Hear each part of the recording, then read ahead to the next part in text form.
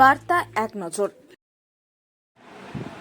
শারীরিক প্রতিবন্ধীদের যন্ত্রচালিত সাইকেল প্রদান। সক্ষম ও সেবা ভারতী মাথাভাঙ্গার উদ্যোগে বিশেষ চাহিদা সম্পন্নদের দেওয়া হলো ইলেকট্রনিক সাইকেল ট্রাইসাইকেল। এদিন একটি অনুষ্ঠানে বিশেষ চাহিদা সম্পন্ন 41 জনকে ইলেকট্রনিক ট্রাইসাইকেল দেওয়া হয়েছে। উদ্যোক্তাদের তরফে জানানো হয়েছে ইলেকট্রনিক সাইকেল সহ নানান সামগ্রী বন্টন করা হয়। এর জন্য করা হয়েছে 10 লক্ষ টাকা ব্যয়। ট্রাইসাইকেল পেয়ে খুশি বিশেষ চাহিদা সম্পন্নরা। দিব্যাঙ্গদের জন্য আমি কালকেই বিনয় বর্মন মহাশয়ের কাছ থেকে ফোন পেয়ে শুনলাম যে একটি অনুষ্ঠান হবে।